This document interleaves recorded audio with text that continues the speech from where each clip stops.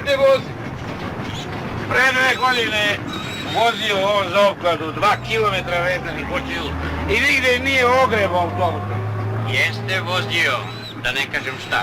A nije? 2 kilometra vezanih očiju, majte, molim. Nemojte da ga izazivate. Miško! Miško, jesi vozio 2 kilometra vezanih očiju? A? Jesam. Ne volim kad ljudi izmišljaju. Tata, on meni ne veruje.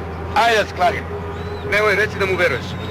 Neću da se kladim, ali ne mogu da verujem, pa je. Znate li vi koliko je 2 kilometra? Stani, da ustavi. Da ustavi.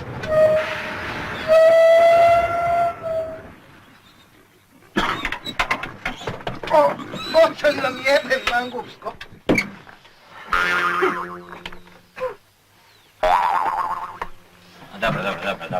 Dobro. Jel vidiš nešto kroz njega?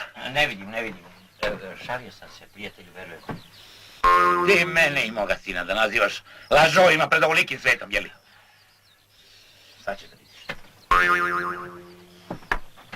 Mi lažovi, jeli? Daj glavu. Vozi.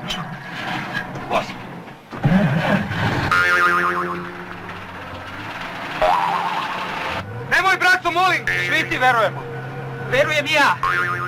Samo bez panike, malo. Moj Miško je genija za vožnju.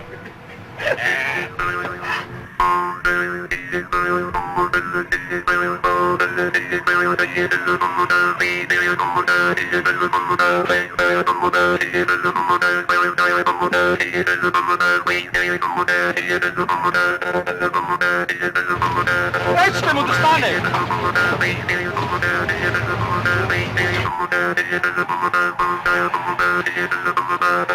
Pazi, Bernera!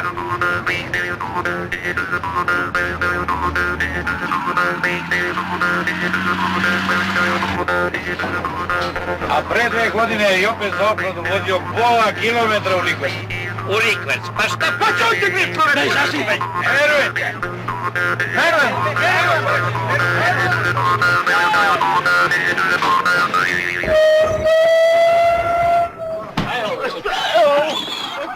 Šta je ovo? Ovo nije bilo tu! Nazad! Debre nazad! Nazad! Nazad! Nazad! I šta sad mi da radimo? Put je zatvar, morate okolo!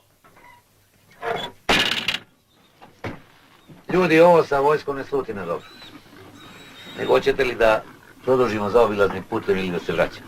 Ma di sada se vraćamo? Nazad, odbi! Vozi, Miško!